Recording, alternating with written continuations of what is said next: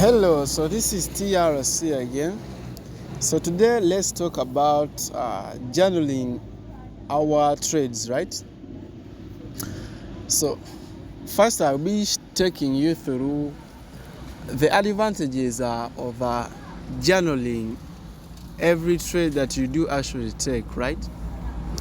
Okay, journaling, it wouldn't have been that important, but it has some values, right?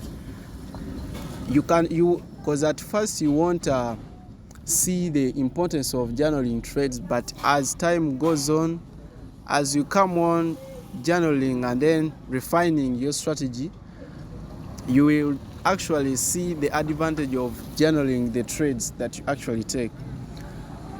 And for journaling, as of me, I do journal my trades on weekends, right? And for the weekends, that's on Saturday. And for Monday, is for preparing for and then planning for how the week is going to be, right? So first, take the trade and then you do write everything before and even after, right? Let me say that your trade, you do consider having a key level. So you have to determine which key level was there. Was it a fair value gap? Was it an order block? Was it a rejection block? Was it a swing low or a previous day or a previous week or a previous month high, right? So you have to write any key level that you do use in your strategy, all the characteristics that do happen before a trade is being taken. So you write down that this trade, it did a market structure shift, right?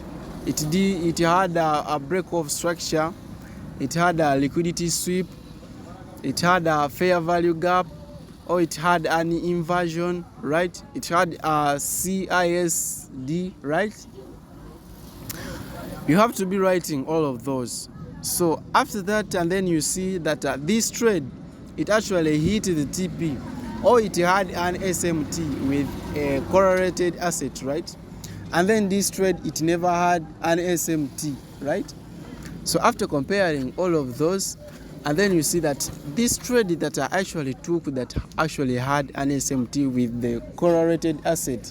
So let us just assume of Euro, of EU, and then the GBP USD, right? So this trade that I actually took on Euro USD, it had an SMT with GBP USD, and then it actually hit the TP successfully, right? And then you saw other trade that you actually took that never had SMT, right? SMT. As you go on, you'll be seeing that this trade that actually do have SMTs, they do actually perform very well. And the other trades that do not have SMT, they don't perform very well. That's the advantage of journaling. If you were not journaling your trades, then you wouldn't have seen that. So what you do next is that you actually be focusing only for those trades that do actually make SMT with the correlated asset, right?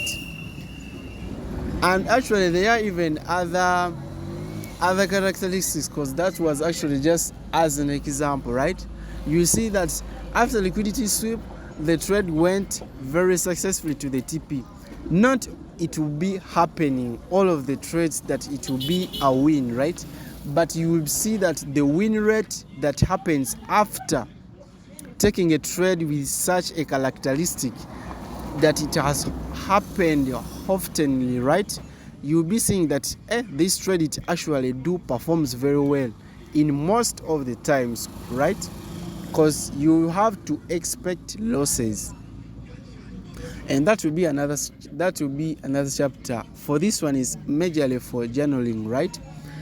Then for Sundays, you'll be preparing for how the week is going to be, and for that it actually do for those that do actually take for those that do actually take And for the Sundays, they are all for those that actually do swing trading, right? Or any other type, whereby you have to wait for a long time. You have to be waiting for a long time, because for the swing traders, they do actually take some good time, right? Either they use the daily or the H4, even the monthly or the weekly, right? So they have to wait for the right characteristics for the strategy to form, or on the checklist, whether it is anything depending on the strategy that you do actually use.